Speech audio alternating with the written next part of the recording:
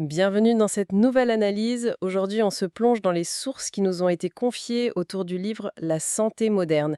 Et le point de départ, c'est un constat qui est assez fou. On n'a jamais dépensé autant d'argent, autant d'énergie pour la santé. Et pourtant, les maladies chroniques, la fatigue, l'anxiété, ça n'a jamais été aussi présent dans nos vies. C'est un paradoxe qui est vraiment au cœur du livre. On a l'impression que plus on investit dans des solutions complexes, plus le problème de fond, lui, il s'aggrave. Ouais, Et la thèse de l'auteur, c'est que tout ça vient d'une immense confusion. On a mélangé deux choses qui sont très différentes. lesquels? Les soins, qui sont là pour réparer quand quelque chose est cassé, et la santé, qui est l'art de ne pas se casser. Pour l'auteur, la santé, ce n'est pas un produit de haute technologie qu'on achète, c'est une compétence humaine fondamentale, presque ancestrale. Qu'on a perdu. Voilà, qu'on a collectivement oublié. Une compétence perdue, c'est une perspective vraiment intéressante. Alors, pour bien comprendre, le livre propose un cheminement en 3 temps. D'abord, regarder en arrière, voir ce qu'on a perdu et comment. Ensuite, il nous donne des clés très concrètes pour réapprendre. Et enfin, il nous montre comment éviter les pièges actuels qui nous maintiennent dans ce fameux paradoxe. Commençons par le début, si vous voulez bien. Comment est-ce qu'on en est arrivé là? Alors, le livre commence par une comparaison qui peut être un peu dérangeante. Il regarde les peuples de chasseurs-cueilleurs ou les sociétés pré-industrielles. Ah oui, le fameux mythe du bon sauvage. Justement, non. Et il faut être très clair là-dessus. Il ne s'agit pas du tout d'idéaliser le passé. La mortalité infantile était effroyable. Un accident, une infection, ça pouvait être fatal. Ce n'est pas ça le sujet. D'accord. La différence clé que l'auteur met en lumière, elle est ailleurs. Ces sociétés, avec des moyens dérisoires, excellaient dans la préservation du corps au quotidien. Notre monde, à l'inverse, est devenu génial pour la réparation d'urgence. On a développé deux expertises, radicalement différentes. D'accord, donc ce n'est pas une question de retour en arrière, mais plutôt de compétences. Mais qu'est-ce que ça voulait dire concrètement, préserver son corps au quotidien pour eux? C'est ce que le livre appelle la compréhension incarnée. Pour ces peuples, les signaux du corps, la faim, la fatigue, la soif, même la douleur, ce n'étaient pas des problèmes à éliminer. C'était une information. Exactement. C'était un langage, des informations vitales pour s'adapter à leur environnement. Ils lisaient leur corps en permanence. Nous, Nous, on a externalisé. on a tout externalisé. On confie l'interprétation de nos signaux à des applications, à des machines, la gestion de nos déséquilibres à des protocoles et la responsabilité de notre bien-être à des experts. En fait, on a désappris le langage de notre propre corps. Et le livre situe un moment de bascule, un moment précis, avec l'industrialisation, l'urbanisation. C'est là que le corps change de statut. Tout à fait. Il passe d'un organisme vivant qu'on doit préserver à une sorte de ressource à exploiter pour produire. La fatigue n'est plus un signal de repos. Non, c'est un obstacle à la productivité. Un obstacle qu'il faut surmonter. Et l'école, dès l'enfance, a renforcé ce processus. Elle nous a appris à ignorer systématiquement nos signaux. Reste assis même si ton corps veut bouger, mange à heure fixe même si tu n'as pas faim. Cette déconnexion a créé une nouvelle figure, le patient passif. C'est ça, l'individu qui attend des solutions qui viennent de l'extérieur au lieu de mobiliser ses propres ressources. Et pour que ce système fonctionne, il lui faut un carburant. Un carburant très puissant, la peur. La peur de la maladie, la peur de mal faire, la peur de ne pas être pris en charge. C'est un cercle vicieux. Parfait.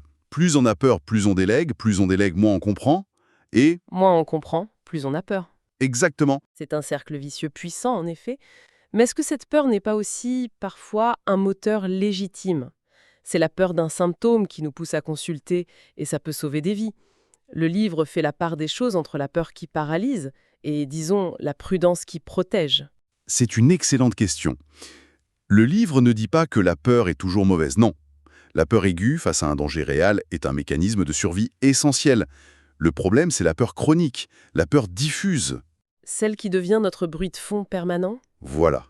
Cette anxiété qui nous place dans un état de vigilance constant, qui épuise nos systèmes et qui, au final, nous rend encore plus dépendants des solutions extérieures pour nous rassurer. La nuance est là, entre une alarme qui sonne pour un vrai danger et une alarme qui sonne en continu pour rien. D'accord. Donc on a ce constat d'une compétence perdue, d'un corps qu'on n'écoute plus et d'un système qui tourne à la peur. C'est un tableau un peu sombre, j'imagine que le livre ne nous laisse pas comme ça. Heureusement, non? C'est toute la deuxième partie. L'idée, c'est que la santé n'est pas un état passif qu'on atteint une fois pour toutes. C'est une pratique active, un art qui se cultive. Et pour ça, il faut des compétences. 5 compétences fondamentales à réapprendre. Et la toute première, c'est justement de, De lire les signaux du corps. précisément, revenir à ce langage qu'on a oublié. Mais ça veut dire quoi, concrètement? Ça veut dire faire une distinction qui est cruciale entre le symptôme et le message. Dans notre culture, la fatigue, la douleur, l'inflammation sont vus comme des ennemis à abattre, le plus vite possible. Oui. Mais d'un point de vue biologique, ce sont des tentatives intelligentes de correction du corps. La fatigue, ce n'est pas une panne, c'est un message qui dit « le ratio entre tes dépenses d'énergie et ta récupération est déséquilibré ». C'est logique. La douleur aiguë, elle dit « arrête ce que tu fais, il y a une lésion ». Vouloir supprimer le symptôme sans comprendre le message, le livre utilise une image très forte. Laquelle? C'est comme couper le fil de l'alarme incendie pour ne plus entendre le bruit sans chercher à éteindre le feu. On obtient le silence, mais la maison continue de brûler. Et c'est ça. Cette image est très parlante. Et ça me fait penser que si on passe son temps à couper les alarmes, ça doit être incroyablement épuisant. Est-ce que le livre aborde cette question de l'épuisement? Absolument. C'est la deuxième compétence essentielle. Gérer son énergie vitale. Le livre va jusque dire que l'épuisement est la vraie pandémie moderne. La vraie pandémie moderne. Oui. La thèse, c'est que la santé est d'abord une question d'énergie disponible, bien avant d'être une absence de pathologie sur une analyse de sang. On peut avoir des bilans parfaits et se sentir complètement vidé. Et la médecine est un peu démunie face à ça? Elle est conçue pour identifier des maladies, des pathologies claires. Mais face à ces états de fatigue chronique sans cause évidente, c'est plus compliqué. La clé, selon l'auteur, c'est de revenir aux bases, de respecter nos rythmes biologiques. Et le pilier numéro 1, Le sommeil. le sommeil. Le livre insiste là-dessus, ce n'est pas du temps perdu. C'est une phase de réparation, de nettoyage, de réorganisation active. C'est vital. Ça me parle beaucoup. Et ça m'amène à la troisième compétence, nourrir sans dogme. On a l'impression que chaque année, il y a un nouvel aliment ennemi et un nouveau super aliment miracle. C'est épuisant de s'y retrouver. C'est précisément ce que le livre critique. Il observe que les peuples qui vieillissent en bonne santé, à travers le monde, eh bien, ils ont des régimes alimentaires très différents. Il n'y a pas un régime parfait. Non. Par contre, il y a les points communs.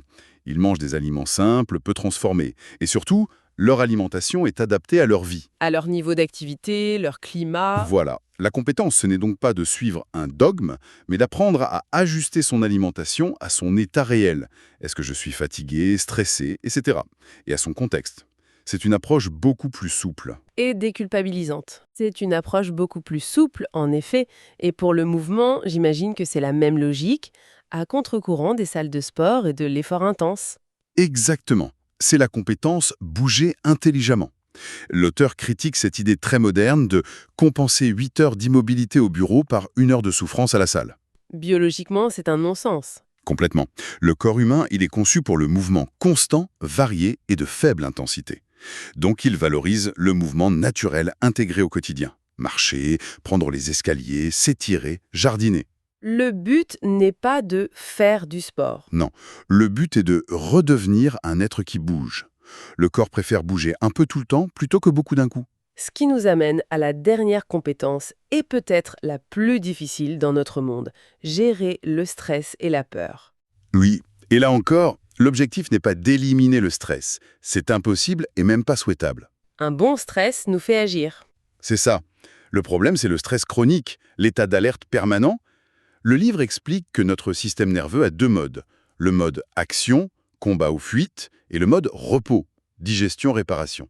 Et notre mode de vie nous coince dans le premier. En permanence. La compétence à développer, c'est notre capacité à revenir activement au calme, à réactiver consciemment le mode réparation. Ça peut passer par la respiration, le contact avec la nature, le silence. Il ne s'agit pas de ne plus jamais stresser, mais d'apprendre à redescendre. C'est exactement ça. Donc, si on arrive à développer ces 5 compétences, on est mieux armé pour éviter ce que le livre appelle les pièges modernes. Le premier, vous en parliez, c'est cette guerre contre les symptômes. C'est la logique du anti qui domine partout. Antidouleur, anti-inflammatoire, anxiolytique. Cette approche, qui est une force incroyable dans l'urgence, devient un vrai problème sur le long terme. Elle nous enferme dans un cercle vicieux. En 3 étapes. D'abord, on supprime le symptôme, l'alarme. Ensuite, la cause sous-jacente s'aggrave en silence. Et enfin, on devient dépendant du traitement, car le problème de fond n'a jamais été adressé. Un autre piège que le livre cherche à déconstruire, c'est cette opposition quasi religieuse entre la médecine conventionnelle et les approches dites naturelles. On a l'impression qu'il faut choisir un camp. C'est un vrai champ de mine. Les deux mondes se regardent souvent avec une énorme méfiance. Comment est-ce que le livre suggère de dépasser concrètement cette guerre de tranchées? L'auteur qualifie ça de faux combat. Pour lui, ce ne sont pas des idéologies opposées, ce sont bien deux boîtes à outils qui répondent à des besoins différents. D'accord. La médecine conventionnelle, c'est la boîte à outils de l'urgence, de la réparation. C'est irremplaçable. L'autre boîte, celle de l'hygiène de vie, de la nutrition, elle est conçue pour la préservation, pour le quotidien, le long terme. Donc sortir de la guerre, c'est être pragmatique. C'est ça. Adopter une approche pragmatique, quel est le bon outil pour le bon problème au bon moment? Parfois, la meilleure solution, c'est une opération chirurgicale. Parfois, c'est d'aller se coucher plus tôt. Les deux ne s'opposent pas. Ils se complètent. Exactement. L'idée finale, c'est donc de changer de posture, de passer du statut de patient, À celui de pratiquant, qui agit. c'est ça. Et le livre est très précis là-dessus. Le pratiquant, ce n'est pas quelqu'un qui refuse l'aide médicale, non. C'est simplement quelqu'un qui reprend sa part de responsabilité. Et il y a une distinction importante entre responsabilité et culpabilité. Très éclairante, oui. La culpabilité, ça paralyse. Ça dit « Ah, c'est de ma faute ». La responsabilité, c'est libérateur. Ça dit « Ah, j'ai une marge d'action ». Il s'agit de construire sa santé non pas par des exploits, mais par la répétition de petits choix cohérents. Car en biologie, la constance bat toujours l'intensité. Toujours. Pour résumer, si on devait extraire le message central de ce livre, ce serait que la santé est moins une question de budget ou de technologie.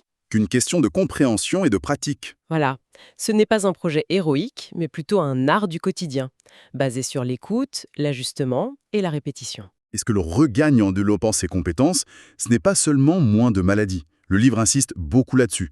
Le véritable gain est ailleurs. C'est-à-dire? C'est la confiance retrouvée dans son propre corps, la sérénité face à l'incertitude. Et au final, c'est une forme de liberté. La liberté de ne plus avoir la peur comme principal moteur de ses choix. La constance bat toujours l'intensité. Ça nous laisse avec une dernière pensée, une question pour la route. Si le corps, comme le suggère l'auteur, préfère la prévisibilité douce à la perfection instable, quelle est la plus petite pratique, simple et cohérente, qui pourrait être intégrée à notre quotidien, non pas comme une contrainte de plus, mais comme le début d'un dialogue renouvelé avec